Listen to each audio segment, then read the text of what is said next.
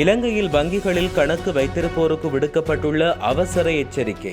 சர்வதேச சந்தையில் தங்கத்தின் விலையில் பதிவான மாற்றம். நீர்கொழும்பு சிறை மோதல் தொடர்பில் விசாரிக்க இருவேறு குழுக்கள் 600க்கும் மேற்பட்ட கைதிகளை இடமாற்ற முடிவு. காதலன் கொடுத்த பொதியால் வாழ்க்கையை தொலைத்த மருத்துவ பீட மாணவி. தென்னிலங்கையில் உள்ள ஒரு வீட்டின் மீது துப்பாக்கிச் சூட்டு சம்பவம்.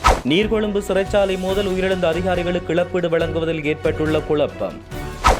சிறை அதிகாரிகள் படுகொலை, 75 கைதிகளுக்கு எதிராக சிஐடி தீவிர நடவடிக்கை. ஹார்முஸ் நீரிணையை தவிர்ப்பதற்கான திட்டம் அமெரிக்காவுடன் கைகோர்க்கும் ஈராக், சிரியா.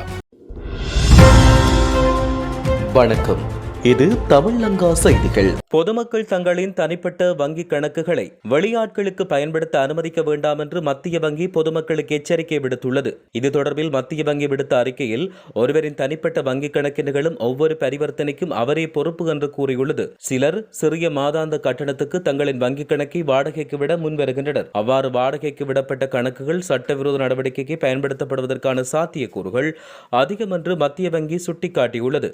எனவே இவ்வாறான சூழல் ஏற்படுமாயின் மற்றவர்களின் சட்டவிரோத நடவடிக்கைகளுக்கு நீங்களும் சட்டப்படி பதில் சொல்ல வேண்டியிருக்கும் என்றும் வாடிக்கையாளர்களுக்கு எச்சரித்துள்ளது. இதுகுறித்து பொதுமக்கள் விழிப்புடன் இருக்குமாறும் மத்திய வங்கி பொதுமக்களுக்கு அறிவுறுத்தல் விடுத்துள்ளது.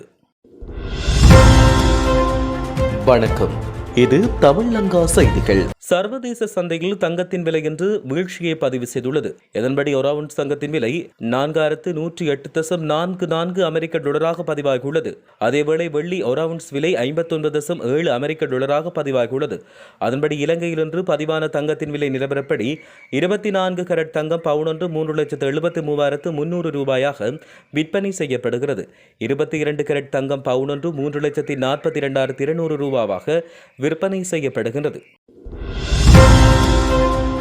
வணக்கம், இது தமிழ்லங்கா செய்திகள். நீர்கொழும்பு சிறைச்சாலையில் அண்மையில் இடம்பெற்ற வன்முறை தொடர்பாக விசாரணை நடத்த விசேட குழுக்கள் நியமிக்கப்பட்டுள்ளதாக சிறைச்சாலைகள் ஊடக பேச்சாளரும் சிறைச்சாலைகள் ஆணையாளருமான ஏசி கயநாயக்க தெரிவித்தார். சிறைச்சாலையில் ஏற்பட்ட சொத்து சேதம் குறித்து விசாரிப்பதற்காக ஒரு விசேட குழுவும் மோதல் சம்பவம் குறித்து தனியானதொரு விசாரணையை முன்னெடுக்க சிறைச்சாலைகள் திணைக்களத்தால் மற்றொரு குழுவும் நியமிக்கப்பட்டுள்ளது. அதைத் தொடர்ந்து மேற்கொள்ளப்படும் அடுத்த கட்ட நடவடிக்கையாக நீர்கொழும்பு சிறைச்சாலையில் தடுத்து வைக்கப்பட்டுள்ள மேலும் 600க்கும் மேற்பட்ட கைதிகளை நாட்டின் ஏனைய சிறைச்சாலைகளுக்கு இடமாற்றம் செய்ய ஏற்பாடுகள் செய்யப்பட்டு வருகிறது. போதைப்பொருள் கடத்தல் விவகாரம் ஒன்றை மையமாக கொண்டு கைதிகளின் இரு குழுக்களுக்கிடையில் ஏற்பட்ட வன்முறை மோதலில் சிறைச்சாலை அதிகாரிகள் உள்ளிட்ட 100க்கும் மேற்பட்டோர் காயமடைந்தனர். 8 சிறைச்சாலை அதிகாரிகள் மற்றும் 21 கைதிகளிட மொத்தம் 29 பேர் உயிரிழந்தமையும் குறிப்பிடத்தக்கது.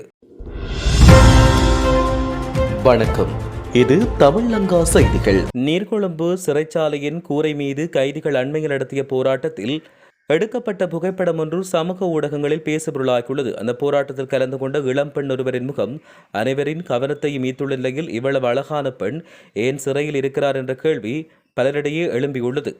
அந்த பெண்ணின் உருக்கமான உண்மை பின்னணியை புலனாய்வு பத்திரிகையாளர் ஒருவர் வெளிப்படுத்தினார். இந்த இளம்பெண் பதுளை மாவட்டத்தில் பிறந்து வளர்ந்தவர். சிறுவயதிலிருந்து கல்வியில் சிறந்து விளங்கியவர். 5ஆம் வகுப்பு புலமை பரிசில் பரீட்சையில் சிறந்த சித்தி பெற்று கொழும்பில் உள்ள பிரபல பெண்கள் பாடசாலையில் இணைந்தார்.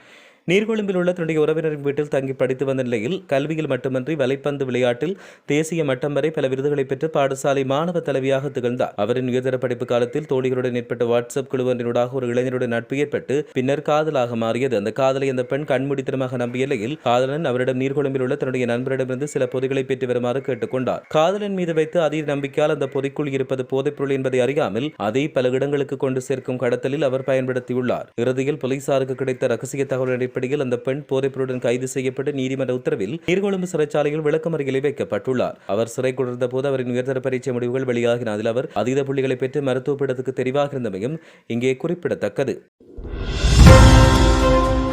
வணக்கம், இது தமிழ்லங்கா செய்திகள். மதுகமவின் நெபோடா பகுதியில் உள்ள ஒரு வீட்டின் மீது துப்பாக்கிச் சூடு இடம்பெற்றது. நேற்று பிற்பகல் ஒரு குழுவினரால் இந்த துப்பாக்கிச் சூடு நடத்தப்பட்டது. T56 ரக துப்பாக்கியை பயன்படுத்தி இந்த துப்பாக்கிச் சூடு நடத்தப்பட்டிருக்கலாம் என்று போலீசார் சந்தேகிக்கின்றனர். இருப்பினும் உயிரிழப்புகள் எதுவும் பதிவாகவில்லை.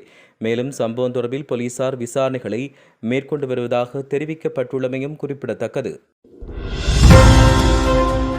வணக்கம், இது தமிழ் லங்கா செய்திகள். நீர்கொழும்பு சிறைச்சாலையில் நடந்த மோதலில் உயிரிழந்த அதிகாரிகளுக்கு வழங்கப்பட்ட தலா 5 லட்சம் ரூபாய் நஷ்டஈடு ஒரு ஆரம்ப கட்ட தொகை மட்டுமே என்று சிறைச்சாலைகள் திணைக்களம் தெரிவித்துள்ளது. அதிகாரிகளுக்கு வழங்கப்பட்ட தொகை குறித்து பலர் எழுப்பிய விமர்சனங்களுக்கு பதிலளித்த போது சிறைச்சாலைகள் திணைக்களத்தின் ஆணையாளரும் ஊடக பேச்சாளருமான ஏசி கயநாயக்க இவ்வாறு தெரிவித்தார். சம்பந்தப்பட்ட அதிகாரிகளின் குடும்பத்துக்கு 20 லட்சத்துக்கும் அதிகமான தொகையை வழங்க திணைக்களத்தில் கவனம் செலுத்தப்பட்டுள்ளதாக அவர் தெரிவித்தார். அனைத்து இறுதிச் சடங்கு ஏற்பாடும் சிறைச்சாலை திணைக்களத்தின் செலவில் மேற்கொள்ளப்பட்டுள்ளது.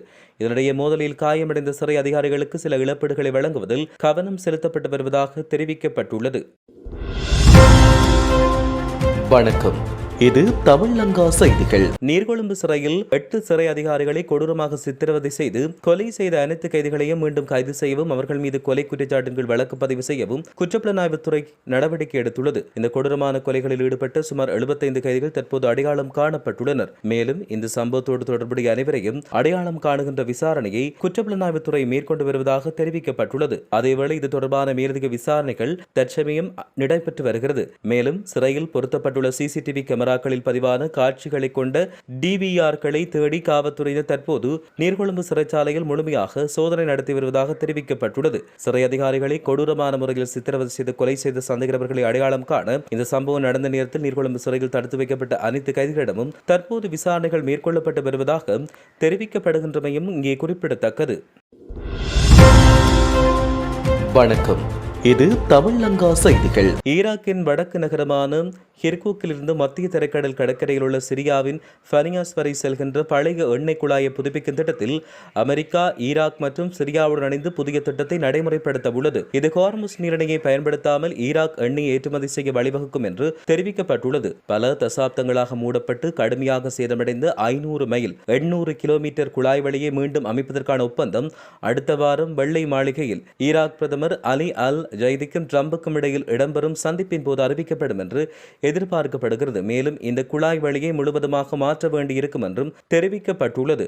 இதற்கு 2 முதல் 3 ஆண்டுகள் ஆகும் என்றும் இந்த திட்டத்திற்காக அமெரிக்க நிறுவனங்களின் குழு ஒன்று ஏற்கனவே நியமிக்கப்பட்டுள்ளதாகவும் சுட்டிக்காட்டப்படுகின்றது.